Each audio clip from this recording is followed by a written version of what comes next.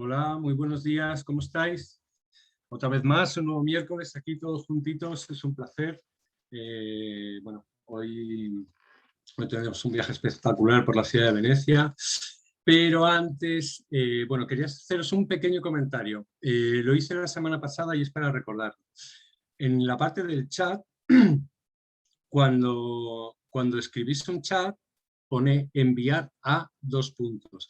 Y ahí se os puede desplegar una partecita en la que, para que todos veamos lo que nos enviáis, debéis poner a todos los panelistas y participantes. Y así todos estaremos viendo los mensajes que enviáis y podremos interactuar los unos con los otros.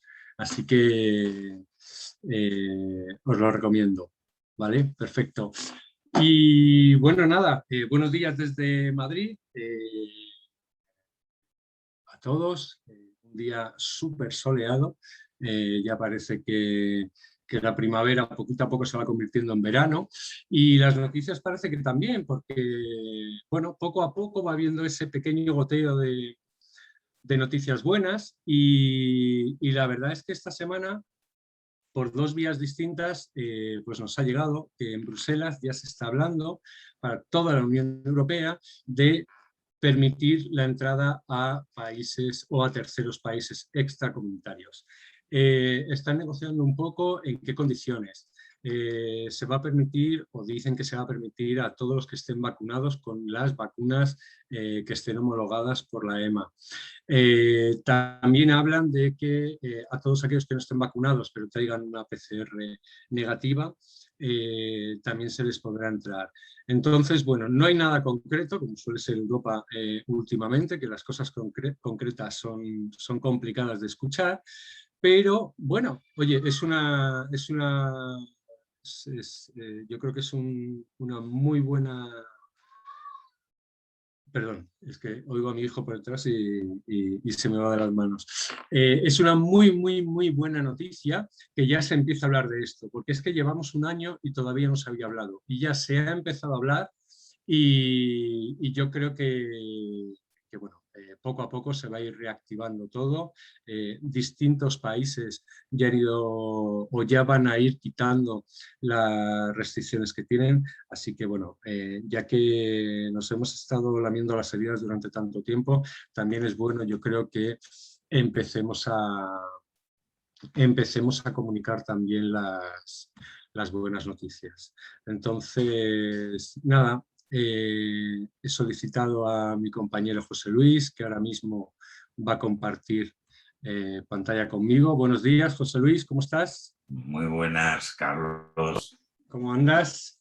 Bien, Bien. bueno, podría estar en la playa ahora mismo. Que aquí Bueno, hace qué mejor que estar aquí, por favor. un tiempo en Málaga excelente y bueno, pues aquí encantado de poder compartir mis puntos de vista y sobre todo una ciudad tan maravillosa como Venecia. Perfecto. Bueno, como podéis ver, José Luis es igual de viejecito que yo, incluso un poco más, con lo cual que bueno, parece mentira, pero lo de hablarle al ordenador parece que le encanta. Así que nada más, José Luis, me viene muy, muy, muy, muy, muy bien tu presentación de hoy, porque una más de las cosas que me ha dado un poco este año de parón y de pandemia ha sido que he podido volver al maravilloso recurso de ocio de leer, que llevaba mucho tiempo sin leer, y ahora voy por el 7.º libro del Capitán a la Triste, que se llama El puente de los asesinos y se desarrolla en Venecia. Así que me viene perfecto para que me hagas la introducción histórica y ya pueda leer el libro totalmente tranquilo. Así que nada, os voy a dejar con José Luis, que nos va a llevar a Venecia. José Luis, todo tuyo, ¿vale? Muchas gracias, Luego Carlos. nos vemos. Nos vemos luego. Chao, chao. Bueno, buenos días, América. Buenas tardes, España, a mis compañeros. Y bueno, vamos a intentar en este tiempo que vamos a pasar juntos Bueno, yo siempre digo que cuando vamos a Venecia viajamos a un sueño, a hacer realidad un sueño, porque desde que somos niños hemos estado en Venecia, ¿eh? Películas, libros de arte, libros de historia. ¿Quién no ha cerrado los ojos y se ha sentido montado en una góndola con la música de fondo, navegando por los canales? Es una ciudad que todos conocemos. Es lo mismo que ocurre con París, Londres o cualquiera de las ciudades con las que nacemos con una cantidad de información impresionante. Eh, Llevamos ya varios días de viaje por Europa. Hemos conocido ciudades maravillosas y vamos a uno de los países más maravillosos que tiene el continente europeo y además el que más conocen ustedes del continente europeo. Porque díganme si conocen tantos platos típicos de Francia, de Alemania, de cualquier otro país, personajes, ciudades, monumentos, artistas. Es que conocemos todos de Italia, por eso tenemos tantas ganas. Pero Italia no nos lo pone fácil, porque Italia es un país que está rodeado por la mayor cadena montañosa de Europa y eso la separa. La separa de toda Europa. Por un lado ha sido su protección y por otro lado ha sido también una dificultad de comunicación con el resto de Europa. Pero los italianos, que son muy inteligentes ya desde antiguo, desde los romanos, ya vieron las maneras de pasar.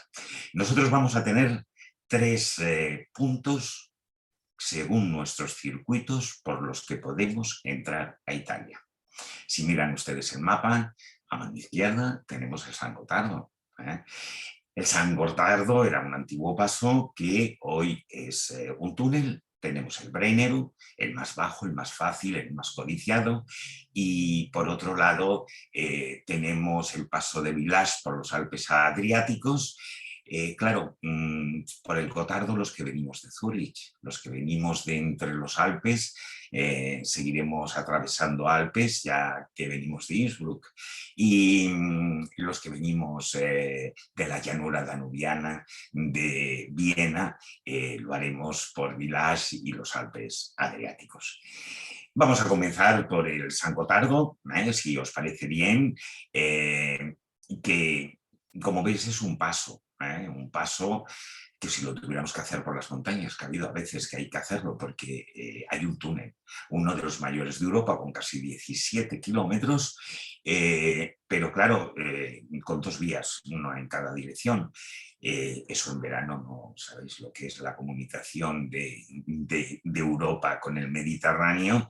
Hay veces que es bastante complicado el cruzarlo, por eso ya existen para camiones y para otros vehículos un túnel y se están haciendo varios túneles por los Alpes para comunicar por alta velocidad. Pues el último proyecto es el de Turín-Lyon con 57 kilómetros de túnel, imaginaros, aunque no llegue a los 250, que es el mínimo de kilómetros por hora que se necesita para ser considerado en Europa alta velocidad. Pero todos están buscando posibilidades porque obviamente el tráfico aumenta, las movilizaciones también y los pasos se quedan pequeños.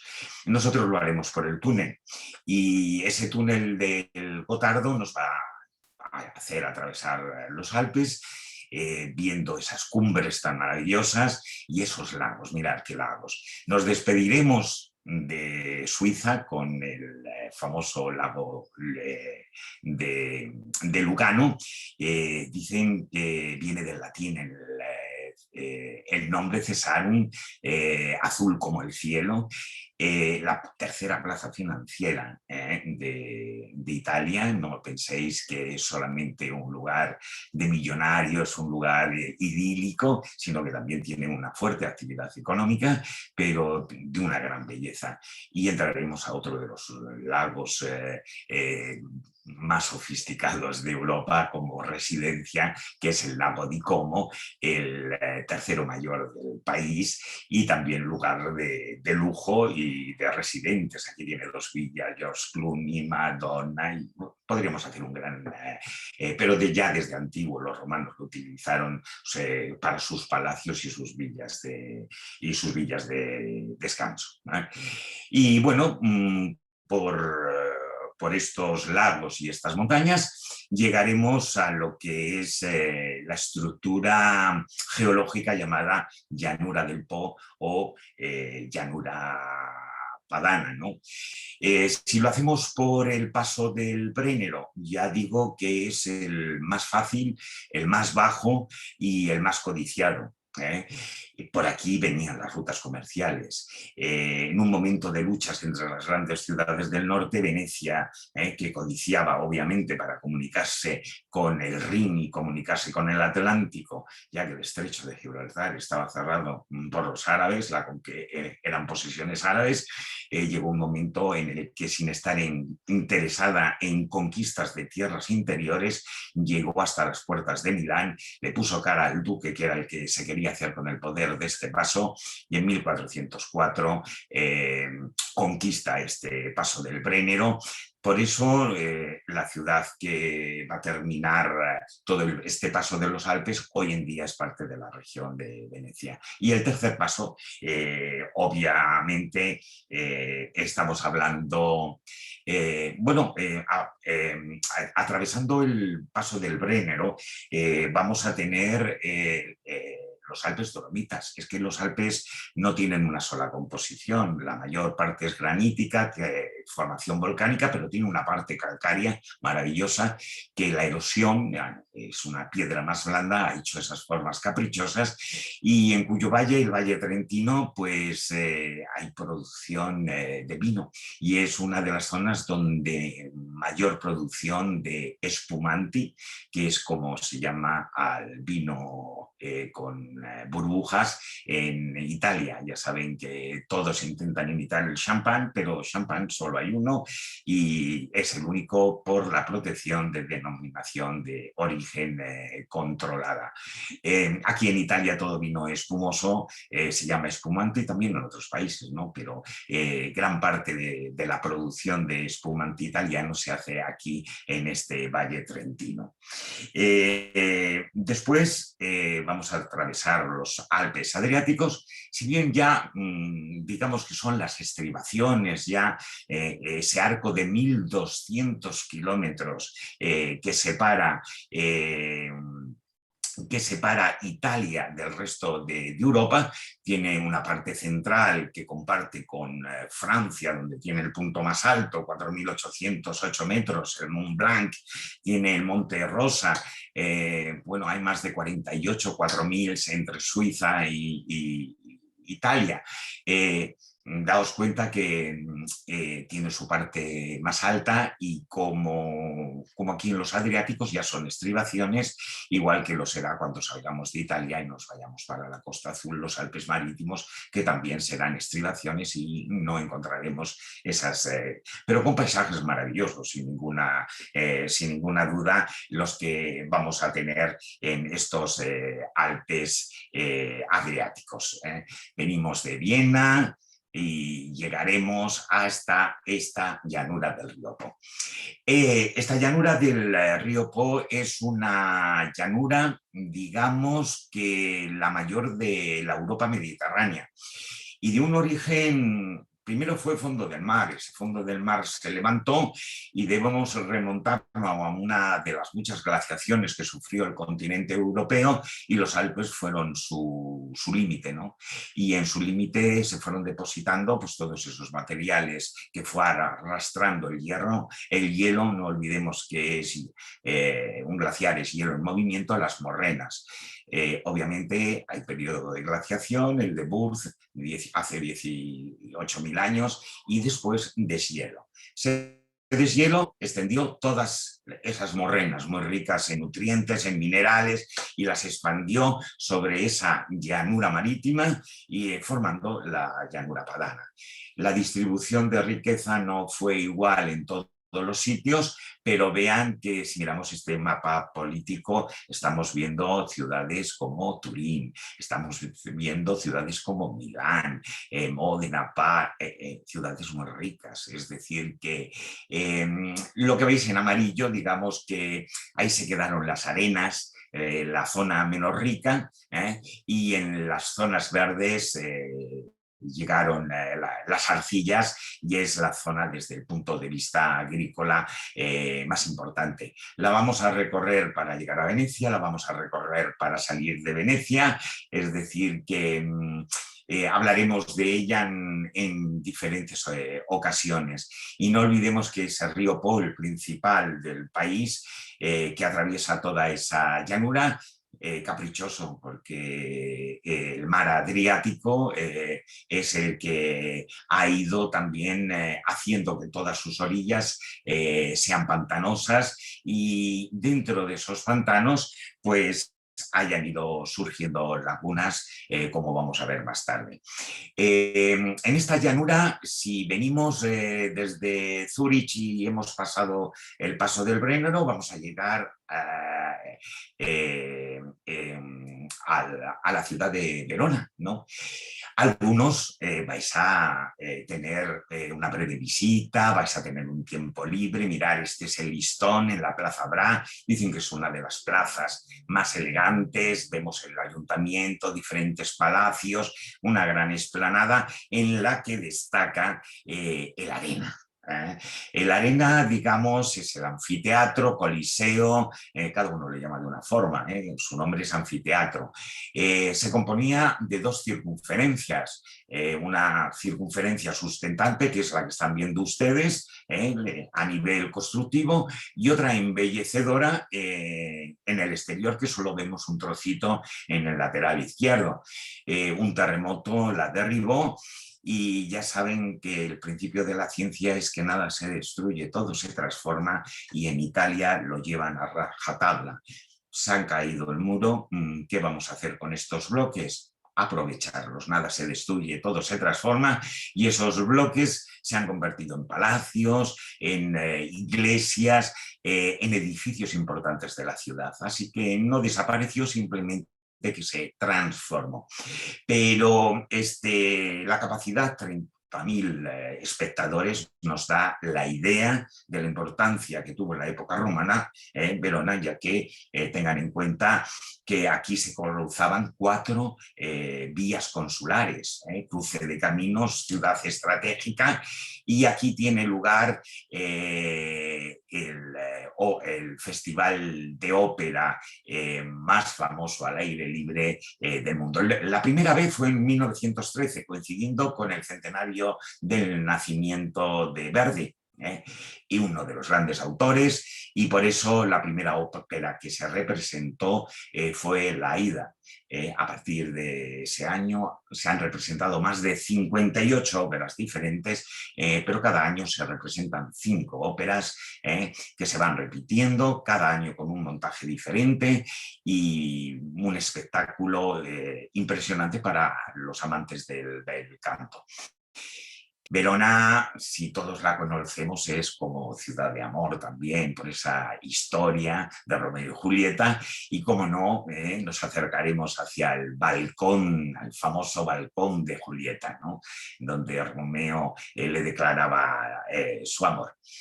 Otros, según la procedencia, sin embargo, pues van a parar en la ciudad de Padua, una ciudad maravillosa, que podríamos hablar muchas cosas de ella, pero nosotros no la vamos a encontrar en nuestro camino, simplemente hacer unas anotaciones, conocida por la ciudad de San Antonio, el santo de las mentiras, porque ni se llamaba Antonio ni era de Padua, era de Lisboa y se llamaba Fernando, pero uno de los santos con mayor devoción y uno de los templos más hermosos que tiene. Bueno, atravesaremos el Prato de la Valle, que era el antiguo anfiteatro, desviaron un río, hicieron en su circunferencia un canal con 78 estatuas bellísimo, y esa gran plaza que nos da la bienvenida tiene también una iglesia muy importante que es Santa Justina. Bueno, como muchas iglesias ya ven que se construyó y no se forró de mármol, que es una tradición típica italiana, pero bueno, crisis económicas, diferentes episodios de guerra, y bueno, es una gran desconocida porque aquí nos encontramos las reliquias de uno de los evangelistas, San Lucas. Así que tiene una gran importancia religiosa, aunque no tiene la belleza de la gran basílica a la que vamos a ir, que es la de San Antonio de Padua, con el Gata-Melata, esa figura ecuestre, la primera fundición en bronce después del Imperio Romano. Y bueno, esta joya con influencias venecianas, bizantinas, esas cúpulas encebolladas, parece que estamos en Venecia, ¿no? Pero sobre todo el interior. El interior, el altar mayor, obra de Donatello, ¿no? Uno de los grandes. La ciudad fue una de las primeras universidades del mundo, un año después de la de Bolonia, ¿no? Pero sin embargo fue gracias a los Carraresi, la familia que gobernó la ciudad, una universidad libre, por lo cual acogió a muchos perseguidos en aquellos entonces por pensar diferente a lo que eran las normas que dirigía la Iglesia, ¿no? Entonces, ciudad de Giotto, la mayor obra, el precursor del Renacimiento, podríamos hablar mucho, pero nuestro interés va hacia Venecia, ¿no? Así que a muy pocos kilómetros nos vamos a encontrar ya la ciudad de Venecia. Ahí la tienen. Bueno, Venecia se encuentra, ahí la veis desde el aire, es un cúmulo de 118 islas que separadas por el agua. Y es lo que llamamos canales, y bueno, no es la única isla porque hay 120 islas en esa laguna. Yo siempre comparo la laguna veneciana con el sistema solar, en el que Venecia, la veis impresionante, es el sol, es la que ilumina, la que da fuerza, riqueza, es la que sostiene esa laguna, pero cada una ha tenido, como los planetas, una misión importante, porque los tres grandes peligros de esta ciudad, el agua, obviamente, el fuego, está hecha en ladrillo y madera, forrada con mármol, por lo cual, como ya veis, el poco espacio que hay entre un edificio y otro, se quemaba uno, se quemaba media la ciudad, ¿no? Y el otro la peste que nos venía por el agua. Por eso siempre en Venecia todo lo que pudiera ser peligroso se quitaba de la ciudad. Por eso muchos cuando vamos decimos Murano, Murano, el cristal de Murano. No, no, no, no está aquí. Murano está en una isla. Pero yo pensaba, no, no, no. Es que a hornos a 1800 grados hay un peligro de incendio, hay que evitarlo, hay que retirarlo.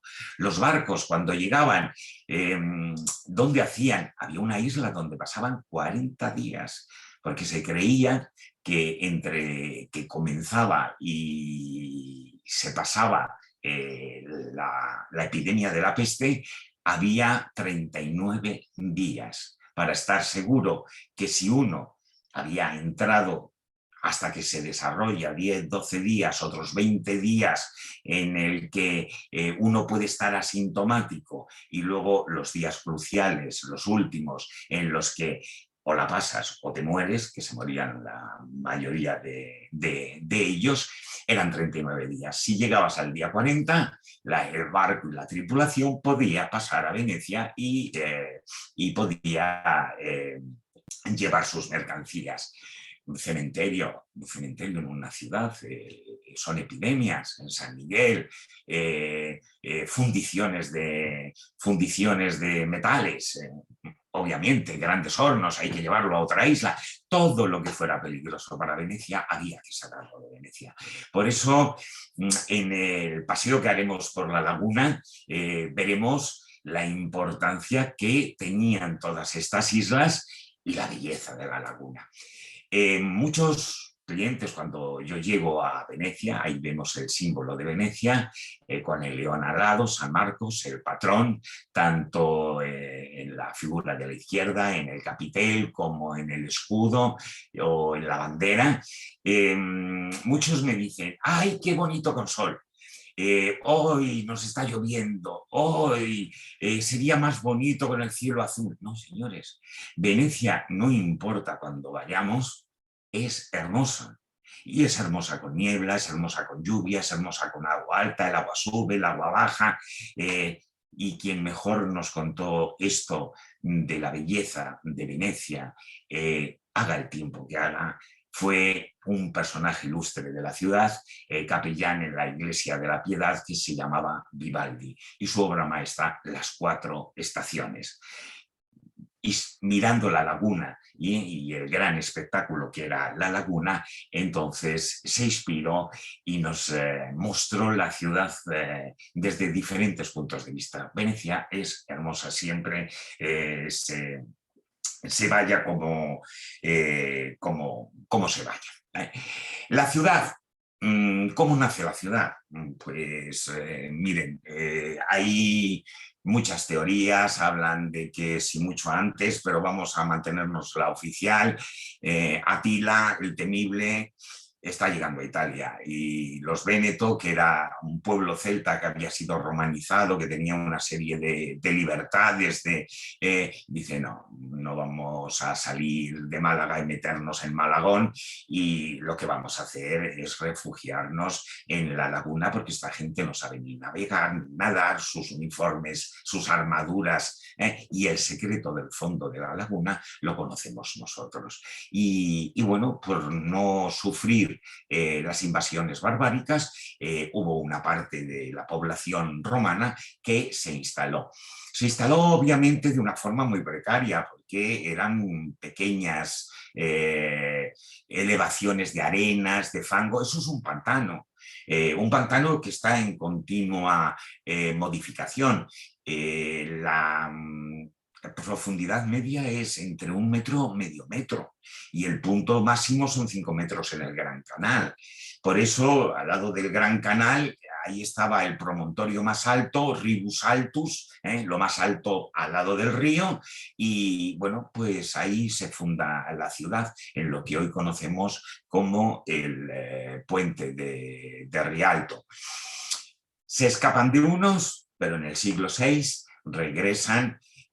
Los que se habían ido hacia el oriente, los romanos, se divide el imperio en dos en el 285, se divide el imperio en dos, el imperio romano de Occidente cae, el de Oriente se mantiene, y Bizancio regresa para recuperar el imperio de Occidente, y se encuentra a los supervivientes, se encuentra a los venecianos, pero bajo el poder de los bizantinos.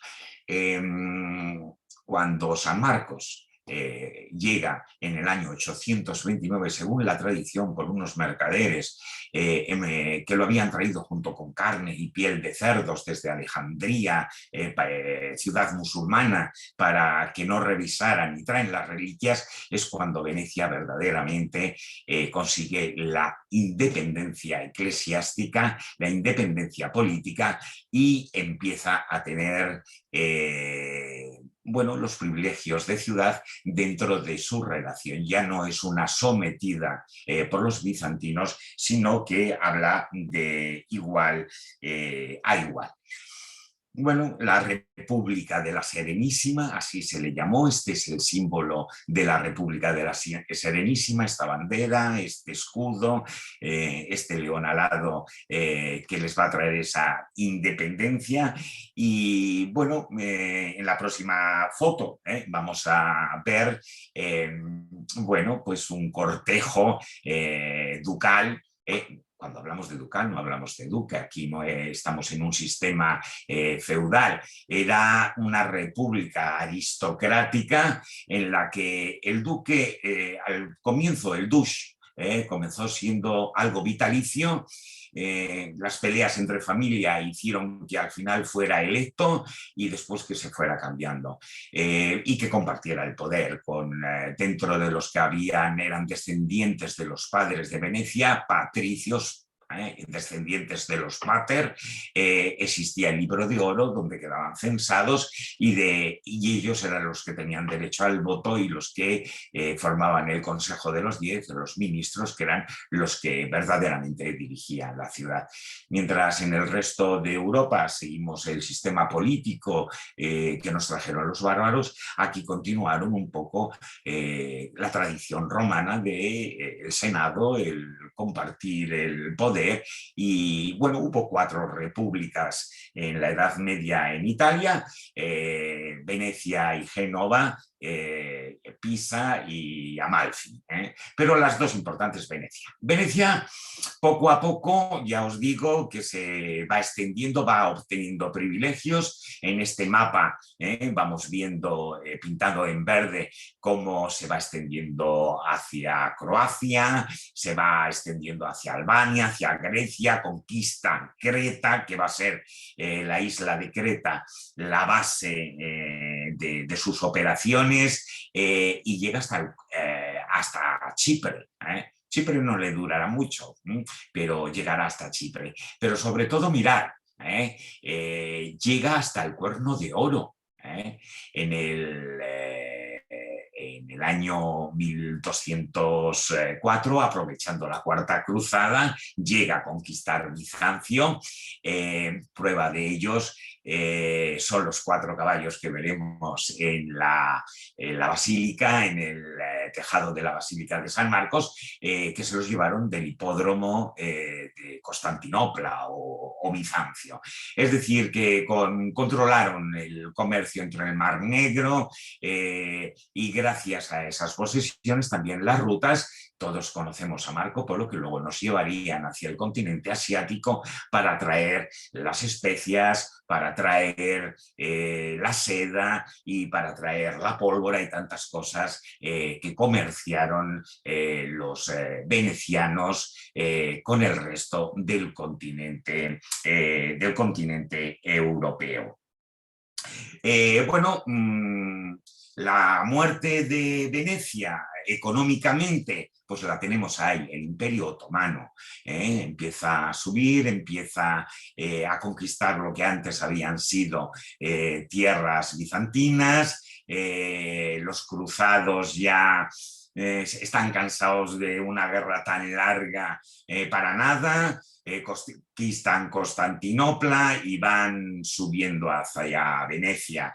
Al final no nos queda otra que hacer una liga entre españoles, Roma, el imperio para vencer ese avance que llega hasta las puertas de Viena, que conquista los Balcanes. Y bueno, pues nos vamos a encontrar con la batalla de Lepanto, ¿no? En la cual pues vamos a tener, bueno, todos conocemos la anécdota Cervantes, el Manco de Lepanto, pero bueno, es donde la liga, la primera unión por necesidad, porque o nos uníamos o los turcos no sabemos dónde hubieran llegado. Ya les digo, estuvieron a las puertas de Viena, a las puertas de Venecia, y ahí es donde el cristianismo vence momentáneamente a la media luna, ¿no?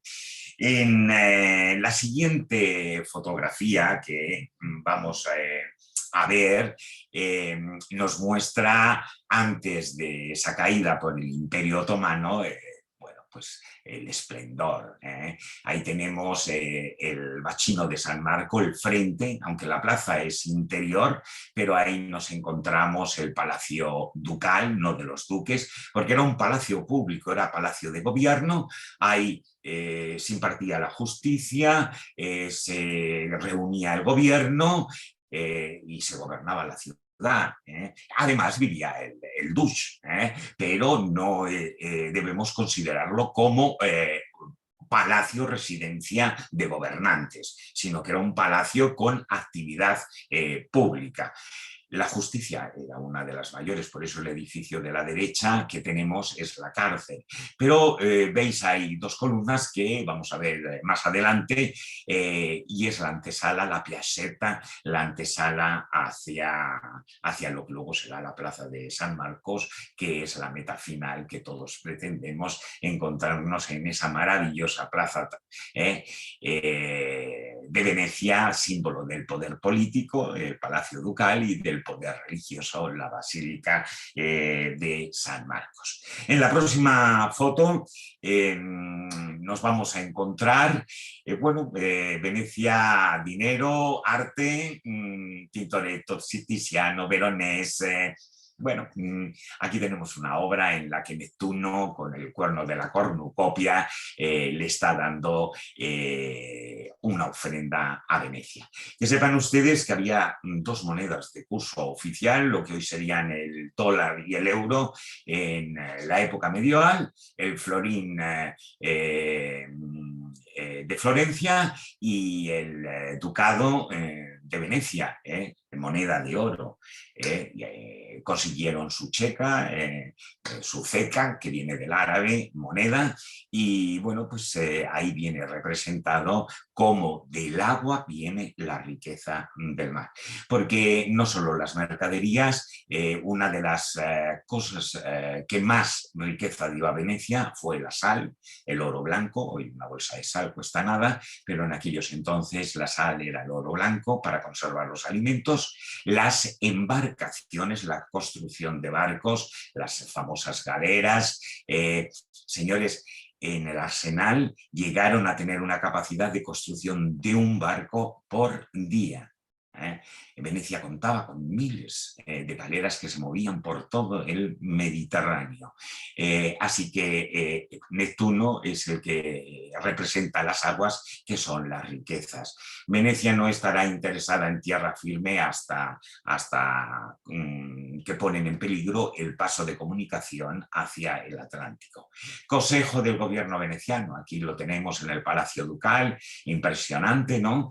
Y ya les digo, era un consejo en el que había votaciones y no era un poder autoritario, sino que se votaba el consejo, había ministros, y aquí lo vemos representado en otra de las muchas obras de arte que tenemos de Venecia, que nos cuenta su vida del pasado, ¿no?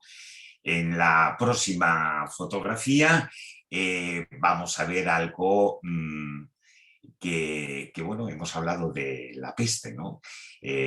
Como toda Europa, bueno, no se ponen muy de acuerdo los científicos en cuánto fue, cuánto no. Hay algunos que dicen que si no hubiera habido peste, nos hubiéramos comido los unos a los otros, porque si bien después de unos años de bonanza, gracias a la utilización de arados de metal, caballos en vez de buey para arar la tierra, hay una riqueza en la agricultura y por lo tanto una explosión demográfica. Éramos demasiados en Europa, más de 100 millones de millones, y o hubiera venido la peste o nos hubiéramos matado entre nosotros porque no había alimentos.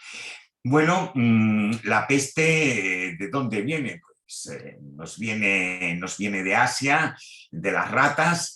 Era una bacteria que atacaba a la rata y la transmisora una pulga. La pulga era la que absorbía de la sangre de la rata muerta esa bacteria, la pasaba a los humanos. Los médicos, esa máscara que ven ahí, es la que ellos se ponía con dos orificios cerca de la nariz, pero con eso alargado para estar separado del enfermo. De todos modos, creían que lo dulce ahuyentaba a la peste o protegía de la peste, y llevaban un saco en el que había carne seca de víbora hecha polvo, había mirra, había miel, había diferentes productos que, según las creencias imposible, según las creencias de la época, la medicina no existía, hacía que los médicos se protegieran de la peste. Bueno, después de estas pequeñas reseñas históricas, vamos a ver la ciudad real, la de hoy en día, y la haremos por medio del Puente de la Libertad, obra de Mussolini que ante la decadencia de Venecia, ya os digo, el corte de las rutas orientales y el nacimiento de la ruta española y portuguesa que llegan a las Especias y a un nuevo continente llamado América. En 1492 es un gran año para nosotros, pero es un mal año para los venecianos.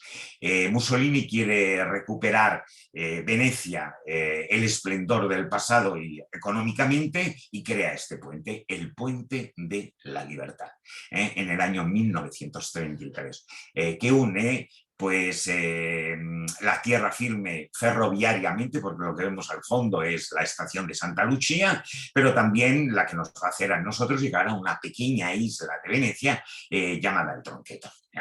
Esta isla del Tronqueto es el estacionamiento de Venecia. Y bueno, la que nos va a dar paso a esa laguna de Venecia. La laguna de Venecia tiene 550 kilómetros cuadrados, no crean ustedes que es cualquier cosa. 50 de norte a sur, y dependiendo de los lugares, pues nos encontramos unos 15 de ancho, ¿no? La ciudad de Venecia no necesita murallas, porque esa laguna es las murallas de la ciudad. Pocos sabían el secreto del fondo. Si se fijan bien en la fotografía, verán unos puntitos, los brícoli, que hoy en día están señalizados y son los caminos navegables. En la antigüedad no existían. Ya Carlomagno intentó conquistar la ciudad y se encontró con los barcos dentro de la arena, porque ya les he dicho que la profundidad media es entre medio metro y 1 metro, y en aquellos entonces no había mapas, no estaban permitidos, y pocos sabían el secreto de Venecia. Esos pocos que lo sabían eran los que acompañaban en su entrada y en su salida a los barcos por las 3 comunicaciones que tiene la laguna veneciana. Bueno, ya os digo, tendremos ocasión de conocerla. Aquí tenemos una de esas entradas, tenemos la de Lido, tenemos la de la Ghioccia, tenemos la de Malamocco, y ahí ven unas estructuras amarillas. Plan Mose o Plan Moisés. Señores, Venecia se hunde milímetros todos los años. El nivel de hoy de Venecia y del mar es muy distinto a cuando se ha ido construyendo, y cada vez los fenómenos atmosféricos hacen que lo que antes eran 4 o 8 aguas altas al año, con los solsticios, equinoccios, los cambios de luna, sobre todo la época de otoño, ahora estemos hablando de más de 48 aguas altas al año. De cubrir un palmo en la plaza de San Marco a 1,5 metros. Venecia se muere. Entonces, por eso se ha ideado este plan. Estas compuertas que están sobre una cimentación de hormigón impresionante, estas compuertas están llenas de agua. Conforme se prevé que va a haber un agua alta, porque hay viento del sur, del Siroco, la presión atmosférica, borrasca, anticiclón, bueno, hay una serie de condiciones que influyen en la luna, en las mareas vivas. Entonces, estas compuertas, que están llenas de agua, expulsan el agua, se llenan de aire y se ponen a una inclinación de 45 grados. Bueno, pueden aguantar hasta una diferencia de agua entre la laguna y el mar de 2 metros. Bueno, veremos si es suficiente con todo lo que son los deshielos de los polos, pero en principio, por el momento, parece que servirá. No está terminado todo el plan todavía, por eso seguimos viendo aguas altas, pero en un futuro se supone que salvará a Venecia de inundarse. Bueno, entramos al Tronqueto. Y ahí vemos uno de los puertos, porque el Tronqueto es una pequeña isla utilizada como puerto de cruceros, y ya que Venecia de ahí parten a todos y el puerto para nosotros. Ahí está nuestra compañía, la Travel Venice y sus barcos, porque vamos a cambiar un autobús con ruedas por un autobús que flote. Si Venecia está en el agua, sus calles son agua, la única forma que tenemos de llegar por agua es por medio de barco. Así que cambiaremos nuestro autobús con ruedas y nos montaremos en estos barcos que nos van a hacer una visita de entrada maravillosa. El canal de la Giudecca. Ahí ven el mapa, en la parte inferior ven ustedes en marrón la Giudecca o la Spinalunga. ¿Por qué? Porque tiene forma de espina. Se ha llamado Giudecca. Dicen que por los judíos, aunque ellos vivieron en otro barrio diferente, la isla de los judíos. Y hay una tercera opción, que en el antiguo veneciano aquí estaban las fundiciones para las armas. Eran hornos peligrosos para la ciudad y en el antiguo veneciano fundir era ghetare, donde se funde fundición gueto. Y dicen que de aquí nace la palabra gueto, que es como se denominan a los barrios de los judíos. Es muchas de las cosas que históricamente no podemos comprobar, pero que algunos venecianos mantienen. Pero si por algo se caracteriza esta isla, es porque es la isla del Renacimiento. Aquí se autoexilió durante 3 años Miguel Ángel, aquí vivió Miguel Ángel. Pero el Miguel Ángel italiano no es otro que Andrea Palladio, el gran arquitecto del Renacimiento, y vamos a ir viendo poco a poco sus obras, que son iglesias. Antes de nada, el comienzo es este edificio de finales del siglo XIX que nos recuerda más a la Alemania anseática, a Ámsterdam, porque fue el molino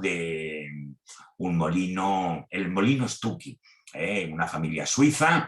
El hijo decide crear una de las fábricas, la mayor fábrica de pasta. No paraba la fábrica. Había 1.500 empleados que en diferentes turnos iban rotando y la fábrica no se paró y fue pasta hasta la Segunda Guerra Mundial. Luego quedó abandonado, lo compró el Consejo Cultural, luego vendió una parte a los Hilton y bueno, hubo que restaurarlo. 450.000 ladrillos para restaurar este edificio que hoy se ha convertido en uno de los hoteles, centros de conferencias más lujosos del mundo. Se dice que es un hotel 6 estrellas, yo no sé si existirán las 6 estrellas, pero como tal lo conocen los italianos.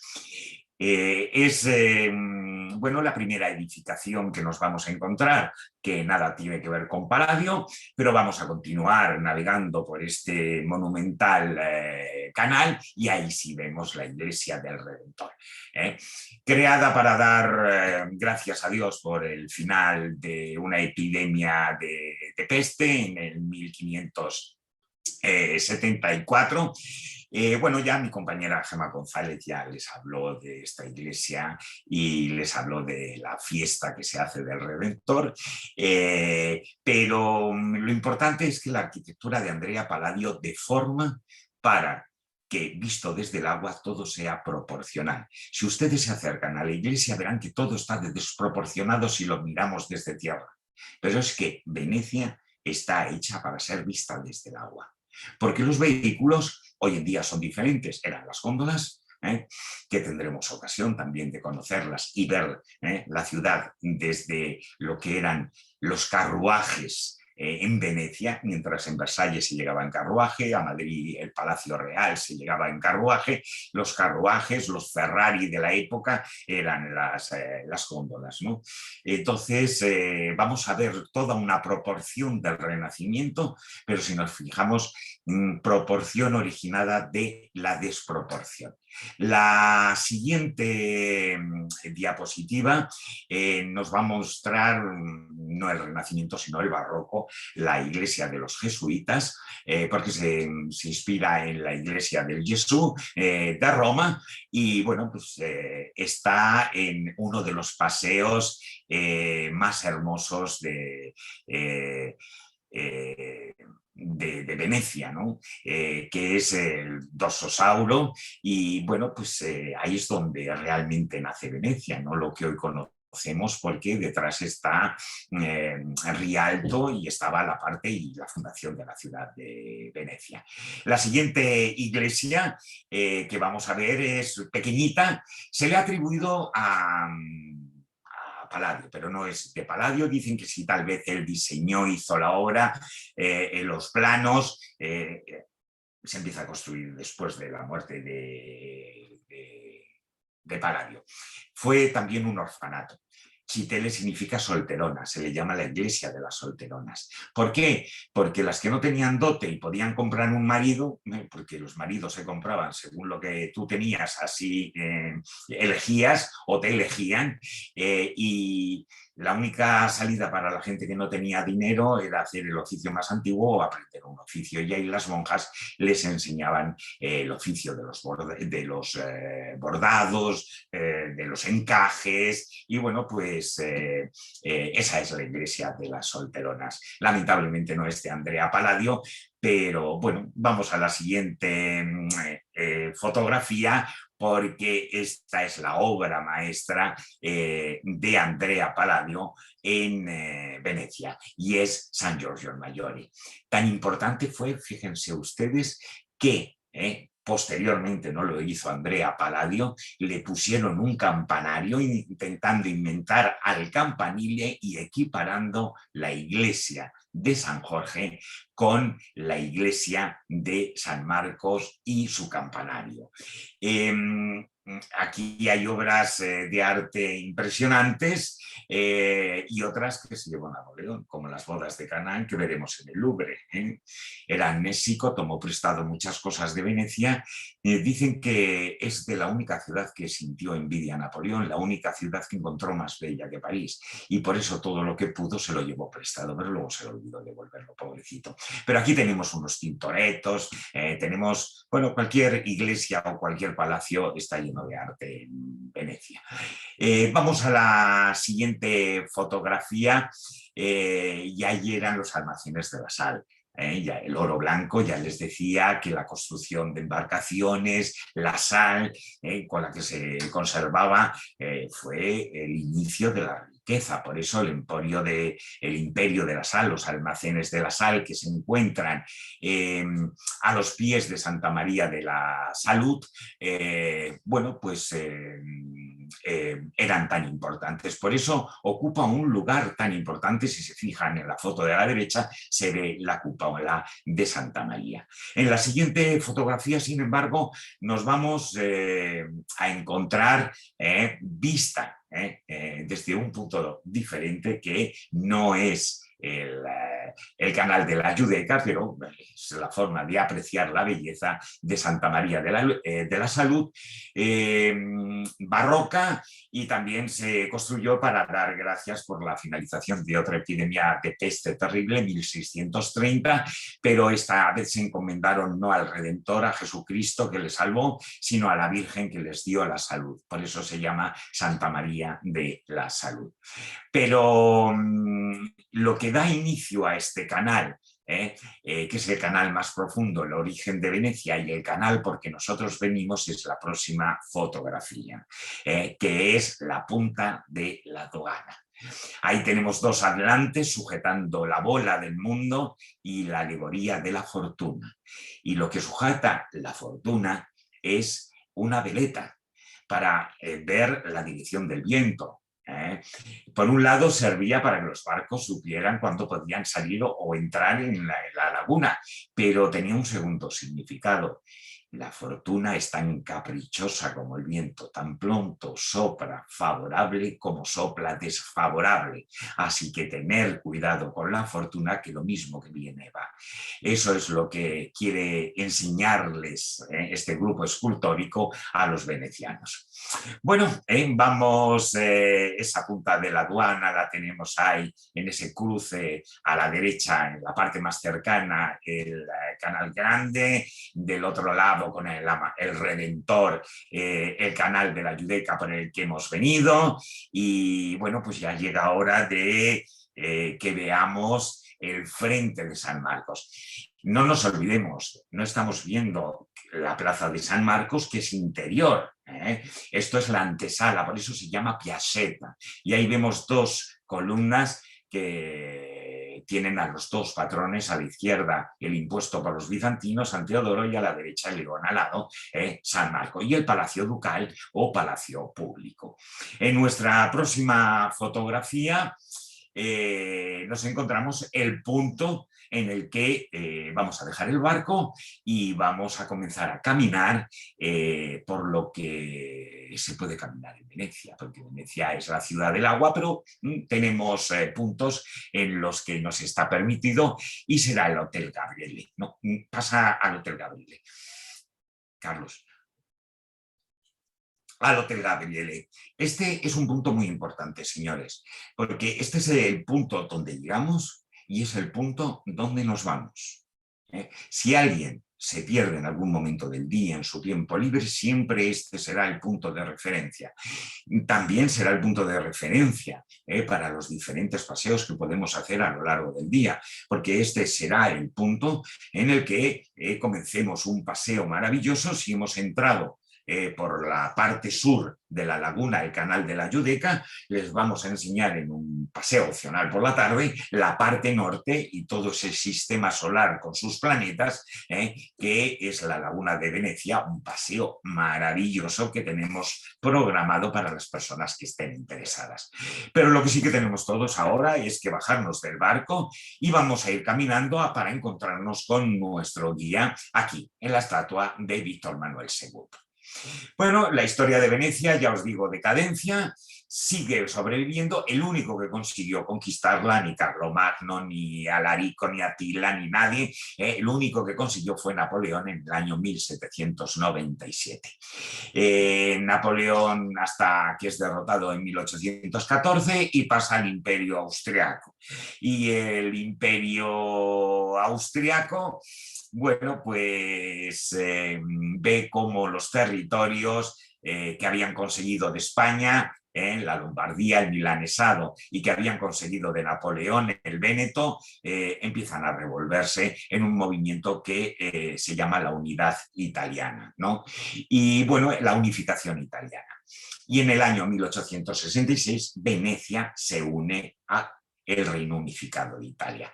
Yo dudo mucho que si hoy se le preguntaran a un veneciano que si están contentos con esa unificación, les dijera que sí, porque ser veneciano es ser veneciano y lo van a entender, tienen su propia lengua, sus costumbres, pero bueno, se unificó Italia como muchos países nacieron en Europa, ¿no? Si vemos la parte baja de esa estatua, mirad a la izquierda, vemos, es la parte trasera de la estatua, el león alado muerto. Muerto. ¿Por qué? Porque está bajo la opresión del enemigo, está bajo la opresión de Austria. Pero miren el frente, ven a Víctor Manuel llegando con su espada, salvando a los venecianos, y el león renace de la muerte gracias a la unificación de Italia. Propaganda publicitaria de la época por medio del arte. Caminando, saldremos con nuestro guía, pasaremos por lugares míticos como este hotel de lujo Danieli, todos conocemos la película El turista, aquí se han alojado los más ilustres personajes de ayer y de hoy, como uno de los grandes hoteles de lujo. Vemos la terraza, que no está abierta al público, pero solamente a residentes o consumidores, ¿no? Es un lujo tomarse ahí, ver, por ejemplo, ese atardecer, un cóctel veneciano que no está al alcance de todos los bolsillos, ¿no? Pero con unas vistas maravillosas de la laguna veneciana. En nuestra siguiente fotografía uno de los símbolos de la ciudad, el Puente de los Suspiros. ¿Suspiraban de amor? No, porque el edificio de la derecha es la cárcel, el de la izquierda es el Palacio de Justicia o Palacio Ducal, y por las celosías del puente era la última vez que los condenados, que ya sabían sentencia, suspiraban porque ya sabían que lo que les esperaba era la horca entre las dos columnas, que era normalmente lo que recibían. Otra imagen vista desde otro punto, el del siempre bello Puente de los Suspiros. Y ahí ven mucha gente, porque obviamente es fotografía obligada el fotografiarnos con el Puente de los Suspiros y el San Giorgio al fondo. Pero bueno, ahí ven la cárcel, no era un lugar muy agradable, allí estuvo Casanova, recuerden, allí estuvieron muchos. Justa e injustamente, la justicia hablaba. Con aguas altas eso se inundaba, las ratas, imagínense, las condiciones, no se sabía si era mejor permanecer vivo en la cárcel que estar muerto colgado entre las dos columnas. Bueno, en la siguiente fotografía ya vemos esas dos columnas. Ningún veneciano pasará entre las dos columnas, allí era donde se ejecutaba, y el que sea supersticioso, pues ya sabe que si no quiere tener mala suerte según la tradición veneciana, no pase entre las dos columnas. Pero ahí tenemos esa antesala maravillosa con la biblioteca, una obra maestra de la plaza, y bueno, pues tengan en cuenta que en Venecia solo vamos a encontrar una plaza que tiene derecho a llamarse plaza, que es donde reside el poder político y religioso, San Marco. A esta se le llama piazzetta, plaza pequeña, porque da antesala a la plaza. Lo demás, que nosotros pensamos que son plazas, se van a llamar campos. El campo de la guerra, el campo de Santa María, campos en los que son plazas porque de algo tenían que comer, y muchas veces esas plazas eran utilizadas como campos de cultivo para abastecer a la población, pero solamente la principal y esta pequeñita, que es la antesala, tienen derecho a llamarse plaza.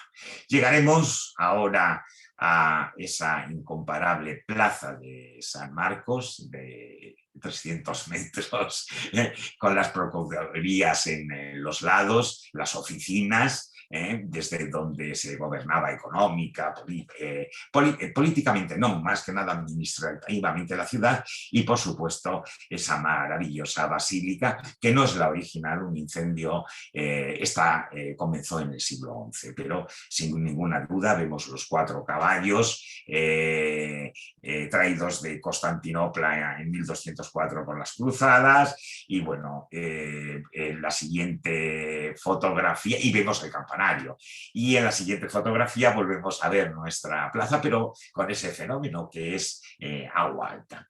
No se preocupen, el agua alta no dura eternamente, se dice que que empieza a subir y empieza a bajar son 4 horas aproximadamente. ¿Por qué se inunda la Plaza San Marcos? Porque hay unas claraboyas de mármol que, para evitar que se inunden otros lugares peor construidos, cuando hay una subida de nivel, el agua sale a la plaza de San Marcos, y lo primero que inunda en Venecia es la plaza de San Marcos. Y después, cuando baja el nivel del Canal Grande, lo primero que se desinunda y empieza a bajar el nivel, pero se ponen unas pasarelas para cruzar cuando hay ese fenómeno atmosférico. Lugar de cafés. Y bueno, aquí tenemos la famosa Torre del Reloj, veremos en la parte superior a los moros, que son los que nos dan la hora, el reloj astrológico en la parte inferior, y bueno, la siguiente fotografía va a ser la que nos haga una visión general, pues tanto de la biblioteca a la izquierda, el Palacio Ducal a la derecha, en la Basílica. Bueno, lamentablemente ahí el reloj está en restauración y bueno, los cafés, el Florian, Le Quadri, que será ese café que nunca olvidarán en su vida cuando le traiga la cuenta, obviamente, ¿no? Es un lujo entre piano y entre música, y con estos edificios tomarse un café o cualquier bebida en la plaza de San Marcos, pero bueno, vale la pena, ¿no? Entonces, bueno, nuestra visita, el guía que nos explicará todos estos edificios más importantes de la Venecia monumental, política, religiosa, terminará al final en una demostración de cristal. Obviamente no vamos a ir a Murano. El tiempo que tenemos hay que aprovecharlo, y todas las fábricas, que son pocas las que quedan, tienen unos talleres en palacios en el que es vidrio soplado y en el que son verdaderos maestros, con unas varas van soplando, luego van cortando y van haciendo unas figuras maravillosas.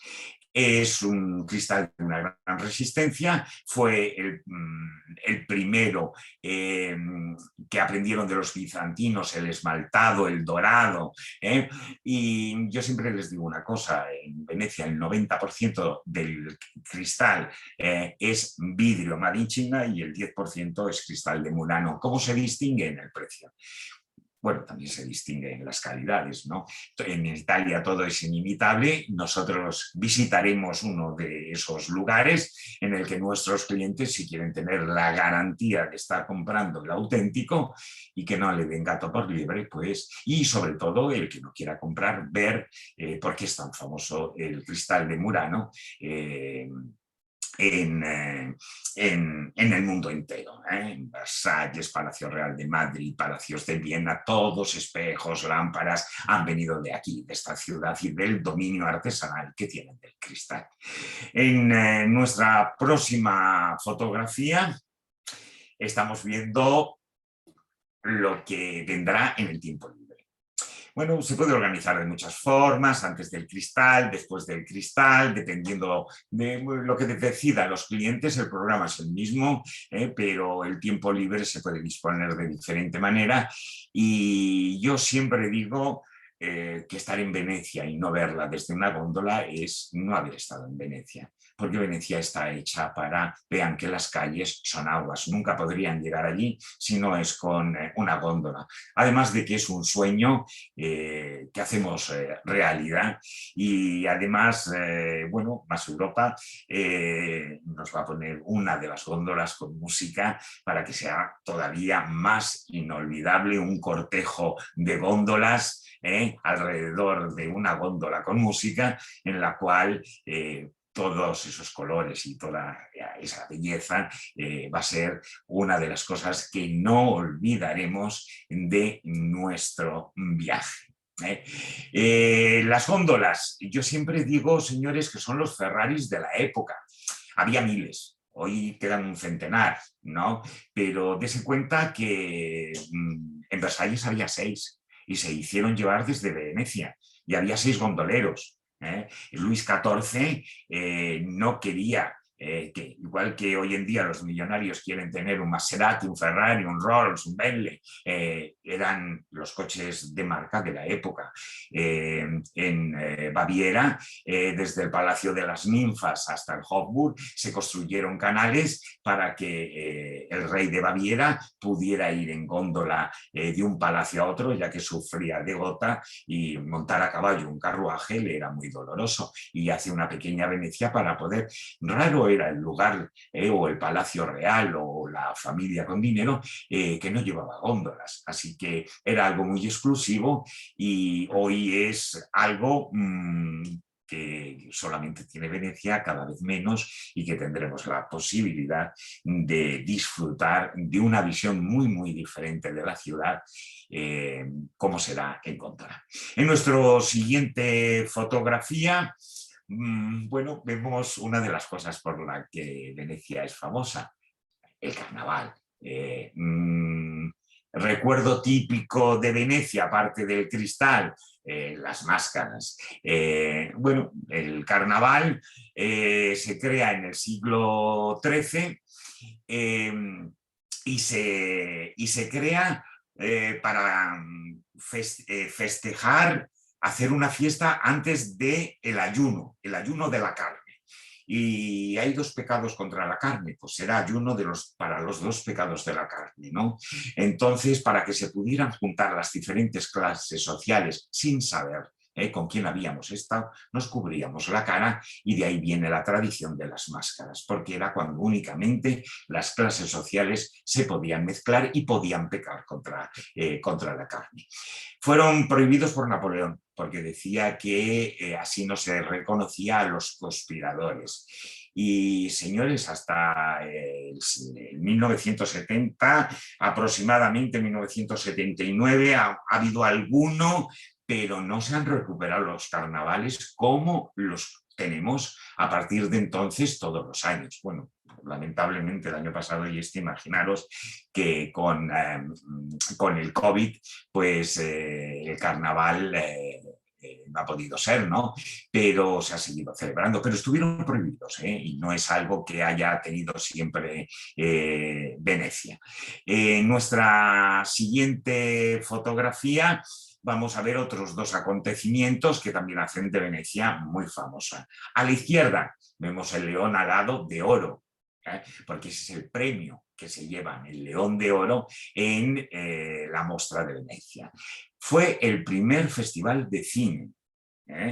Y bueno, este festival de cine es uno de los 4 prestigiosos de Europa, junto con el de Berlín, la Berlinade, el de Cannes y el de San Sebastián.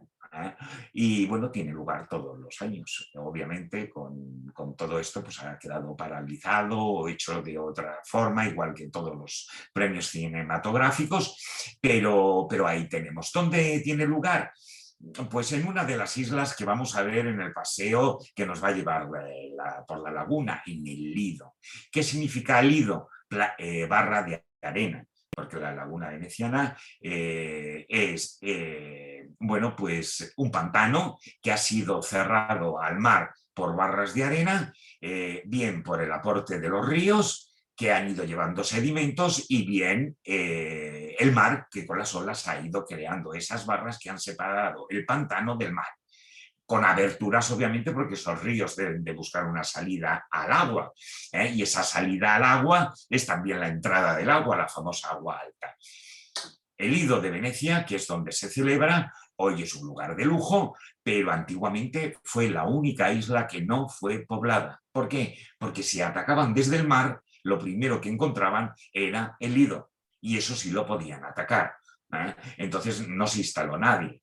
No va a ser hasta finales del siglo XVIII, comienzos del siglo XIX, cuando esta isla empiece. Por eso es la isla en la cual hay suficiente lugar para crear lugar donde se celebra la Mostra de Venecia. Y la Bienale, que es un festival de arte, de arquitectura, que se celebra cada 2 años.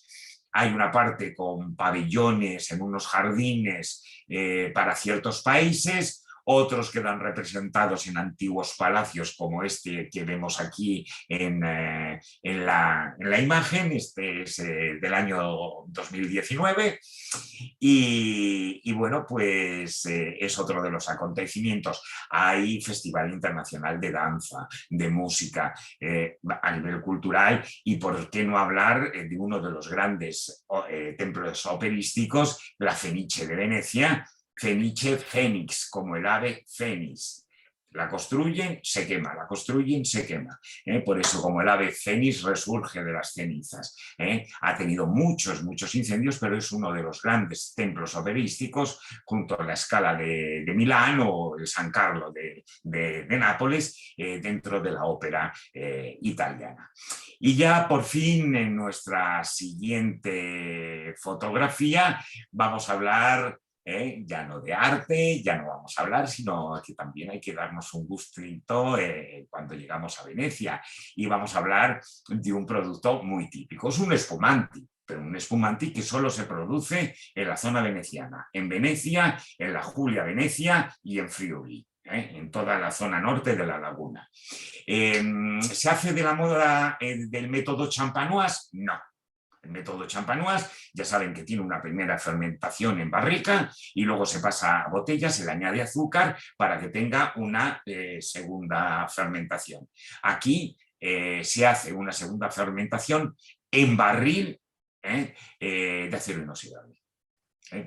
Por eso el precio del Spumanti o Prosecco se está abriendo mercado por delante del champán porque es mucho más competitivo. Obviamente el Prosecco dentro del Spumanti es denominación de origen controlada porque tiene unas variedades de uva. Algunas procedentes de España, ya desde la época de los romanos, y otras la Pinot, diferentes tipos de uvas, ¿no? Y bueno, pues es uno de los productos que se utilizan para los cócteles. Y ahí tienen uno de los más famosos, mi preferido, el Aperol Spritz. El Aperol es una bebida con poquita graduación de alcohol y hierbas. Luego lleva el vino spumanti y un poquito de soda o sifón, ¿no? Dicen que aquí es la proporción 1, 2, 3. 3 partes de Aperol, 2 partes de Prosecco y 1 parte de sifón. Tenemos el Bellini, que es con pulpa de melocotón blanco de Verona y jugo, y también lo mismo. Es decir, que chao, chao Venecia, brindando con este maravilloso Aperol Spritz. Espectacular. ¿Qué tal? ¿Cómo estás? ¿Cómo te has sentido? Bien, bien, bien, bien, bien. Bien, bien, bien, bien. Cómodo, es decir, era como si estuviera en el autobús y la verdad es que yo me abstraigo. ¿Ves? Habrás visto que estaba totalmente abstraído y bueno, pues imaginándome a mis clientes detrás mío.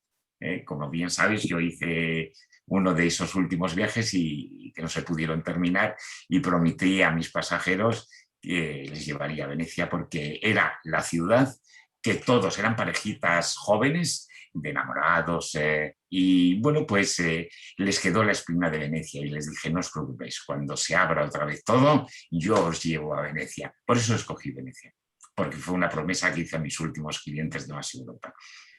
Qué bueno. Sí, es que aquí José Luis fue uno de los últimos que llegó, bueno, uno de los últimos, no, el último El que llegó a último. casa después del holocausto COVID de marzo del 2020. Así que nada, espectacular, José Luis. Pareces un influencer quinceañero delante de la cámara. Yo la verdad es que no tengo palabras. Pero bueno, y además he tenido, para que te hagas una idea, he tenido que mandar un mensajito en el chat diciendo, hola, estáis ahí todos, porque es que nadie abría la boca.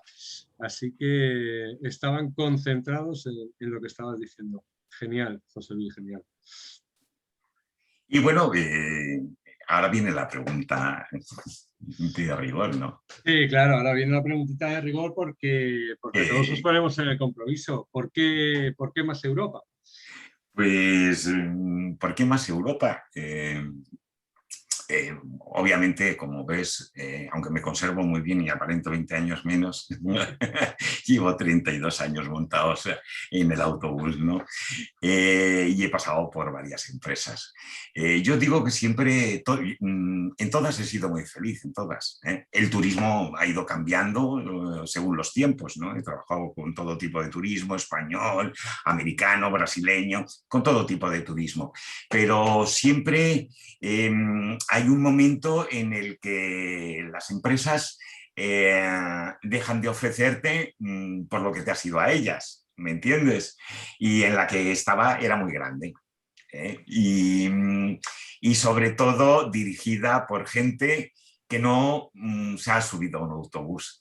Y Más Europa ha sido creada por gente que ha estado sentada igual que yo en el autobús y que diseña los viajes sabiendo lo que piensa el cliente.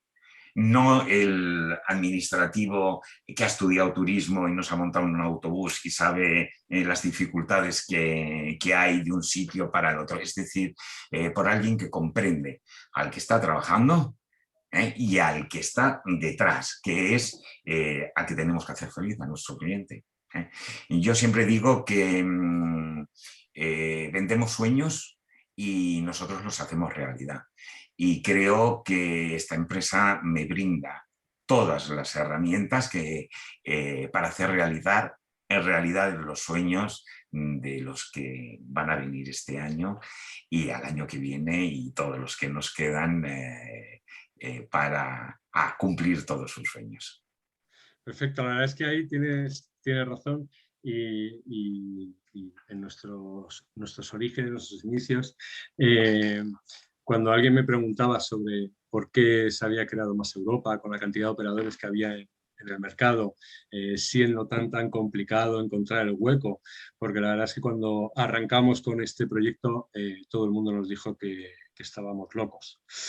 Obviamente el más loco es el señor del bigote que hablará un poquito después, pero yo hay una cosa que decía y es que pensábamos que lo más importante de nuestro negocio, que es el servicio al pasajero, se estaba perdiendo y que se podían hacer las cosas de una manera más cercana, más empática y más cariñosa. Y por eso nació Más Europa y yo creo que de ahí viene el éxito. Pero ese éxito obviamente no se conseguiría sin vosotros, que sois los que tratáis a nuestros pasajeros, que son los pasajeros de todo el mundo que nos está viendo. Ya, pero yo puedo tratar a los pasajeros de la forma que los trato porque vosotros que antes los habéis tratado me dais las herramientas porque sabéis las herramientas que yo necesito para que al final el trato llegue a la calidad que debe de llegar, que es la satisfacción del cliente. Sí, ahí estoy de acuerdo y yo creo que a lo mejor se os está tratando demasiado bien en esta empresa. No, Vamos a Carlos, tener que no, tener una hombre, por reunión Dios, muy seria. Carlos. Lo bueno es tratarnos bien entre todos. Sí, hay que trataros bien, hay que Hay trataros que bien, tratar bien al que cliente, al sois la compañero, imagen de al nuestra empresa. jefe. Yo creo que eso es Más Europa. Un buen rollo, una buena sintonía, una buena onda entre todos los componentes, porque nadie hace el viaje, lo hacemos todos. Sí. El que lo diseña, el que lo ejecuta, todos somos un granito de arena dentro de lo que es este compuesto, ¿no? Entonces, si falta un granito ya no es lo mismo. Es decir, todos juntos somos los que hacemos el producto final. Totalmente de acuerdo, José Luis. Pues muchísimas gracias. Voy a liberar la pantalla y voy a dejar al jefe, que la Ok. semana pasada se lo saltó y me apetece que diga algo, porque si no, este señor nunca trabaja. Así que voy a ponerle en el centro de la pantalla. Le estoy dando acceso al vídeo. Perfecto, ahí le tenemos y le voy a dejar al solito. Ahí lo tienes, Miguel, todo tuyo. Muy buenos días, América. Primero saludarlos a ustedes, obviamente, pero en segundo término felicitar a José Luis, darle las gracias por tan grandiosa explicación de lo que es Venecia. Creo que José Luis ha sido un afortunado en poder elegir esta ciudad como la ciudad a comentar, ¿no? Lo dijo de alguna manera, hay muchas ciudades, llegamos a Venecia después de haber visto Madrid, Londres o París, pero todos llegamos pensando en algo muy especial, que es Venecia. Nadie es indiferente a Venecia, todos quieren llegar a Venecia. Por eso, afortunado en poder elegir este tema. En segundo lugar, decirles que yo soy de las personas que creo ciegamente, fielmente, en que hasta el amor se puede morir, pero un recuerdo nunca muere. Y lo que deja Venecia precisamente es un recuerdo que nunca jamás vas a olvidar. Por lo tanto, grandiosa presentación. Para los que han estado ya en Venecia es revivir, volver a vivir ese momento. Y para los que no han estado es toda una ilusión, ¿verdad? En el turismo se viaja 3 veces. La primera es tu obligación como minorista o mayorista, transmitir la información y crear ese marco de ilusiones para que la gente venga ilusionada. La segunda parte del viaje es el viaje propiamente dicho. Y la tercera son revivir los recuerdos. Parece que empezamos al revés, reviviendo recuerdos, y la realidad es que no. Lo que pretendemos con estos webinarios es que ustedes como profesionales sepan exactamente qué vive su pasajero en Europa y de la manera en que lo hace. Me resulta muy grato que siempre haya tanta participación, siempre estamos en el orden de las 150 personas y quiere decir que hay mucho interés en conocer esos lugares, aunque nunca hayas estado. Nuestras capacitaciones, nuestros webinarios, nuestras presentaciones, tanto de Carlos como mía, no apuntan nunca al producto, sino apuntan al destino. Y ese destino es el que les permite a ustedes explicar estas cosas. Porque seguramente 32 años ha dicho José Luis que llevan en la carretera, ustedes no van a retener todo lo que ha dicho, pero parte de lo que ha dicho servirá de argumento para que ustedes terminen ofreciendo un producto con todas las ciudades que estamos viendo. Y como ya han sido varios los guías que han pasado por aquí y siempre se repite la misma instancia, que ellos esperan la pregunta final y Carlos pregunta ¿por qué más Europa? Todo esto está alejado de la vanidad profesional, completamente alejado. Está distante, enormemente distante de la intención comercial. Lo que intentamos con esta pregunta es que ustedes valoren el equipo de guías que nosotros tenemos, como lo decimos en todas nuestras presentaciones, porque lo que intento decirles, y me importa mucho, es que vean que son guías que todos vienen de otras empresas. Todos. Todos decidieron venir a Más Europa. Y guías con tantos años en la misma empresa, que conocen la rutina, que saben lo bueno, lo malo y lo feo, toman la gran decisión, porque para un guía es muy, muy importante cambiar de empresa, tomen la decisión de venir a Más Europa. Por esto preguntan, para que valoren la experiencia que tienen todos estos guías viajando. No quiero ser, como digo siempre, en este caso protagonista de nada, son los propios guías quienes se muestran como tales, cada uno con sus particularidades, pero todos con un profundo conocimiento de lo que tienen que hacer. Por lo tanto, disculparme también porque la semana pasada no pude estar, me gusta estar en todas, no por controlar, sino por compartir, pero una reunión no me permitió estar presente, pero hoy nuevamente sí. Por lo tanto, gracias por estar, es muy importante para nosotros estar, ¿verdad? Yo digo que esto se vive, y para mí vivir siempre ha sido la maravillosa sensación de conjugar 2 verbos, el estar y el ser. Estar es muy fácil, ¿no? Es un espacio físico que ocupamos, pero para ser hay que sentir. Y es lo que intentamos que les pase. Y cuando ustedes escriben lo que escriben, dando 1000 agradecimientos, 1000 felicitaciones, en este caso a José Luis, creo que el propósito está absolutamente logrado. Si logramos nuestro objetivo, somos personas plenas, somos personas satisfechas. Tanto los participantes, que son nuestros guías, los panelistas, los que explican, como los que apoyamos esta idea y como no, lo más importante son ustedes, los que están ahí, sin importar el tiempo que tarde. Por eso siempre le digo a los guías, no mires el reloj, no te preocupes, la gente que quiere escuchar se va a quedar. y el que no quiere escuchar se va a ir. En el autobús pasa lo mismo. El que quiere escuchar, escucha, y el que no, está ausente. Pero en Más Europa no se duerme la gente. El pasajero no está ausente. ¿Sabes por qué? Porque nuestros guías no relatan. Nuestros guías te involucran. Nuestros guías te hacen cómplice. Por lo tanto, participas porque tienen la capacidad de transmitir y no de estar hablando como si fuera una grabación. Esa transmisión la estamos viviendo nosotros todas las semanas. No es algo que yo cuente, es algo que ustedes están viendo.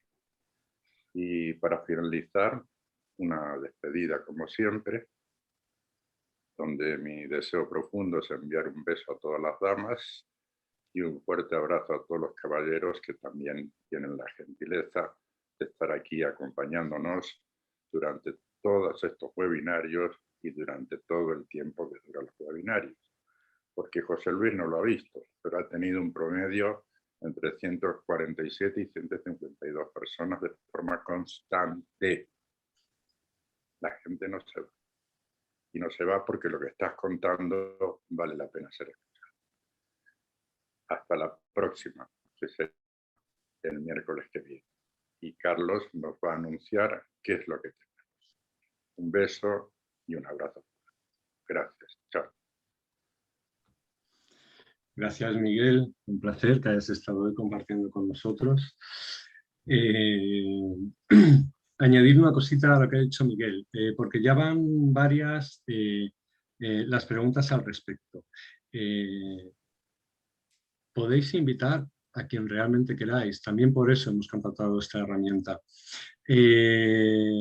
Mayoristas, podéis invitar a vuestros minoristas a que escuchen y vean nuestros webinarios. Minoristas, queréis convencer a vuestros pasajeros para que viajen a Europa y creéis oportuno que vean uno de nuestros webinarios para que vean el nivel y el tipo de guías que tenemos, hacedlo. No tenéis que preguntar, estaremos encantados. Esto lo hacemos única y exclusivamente para vosotros, con lo cual que tenéis plena libertad para invitar a quien queráis y nosotros estaremos siempre encantados de todos los invitados que estén con nosotros.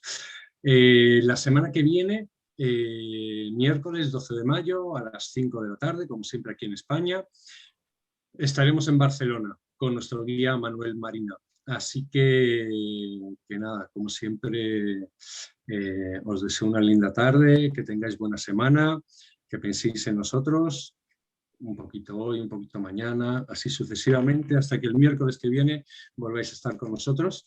Y nada más, os mando un beso. Sí quiero enviar un abrazo y un beso enorme a todo el pueblo mexicano por la tragedia que tuvieron ayer y que como siempre nos tienen a su lado.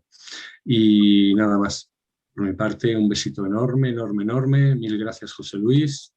Ha sido un gustazo auténtico. Yo ya te conocía, pero está bien que te conozcan nuestros pasajeros y nuestros clientes. Así que nada, un lujo. José Luis, Miguel, con esto cerramos, ¿vale?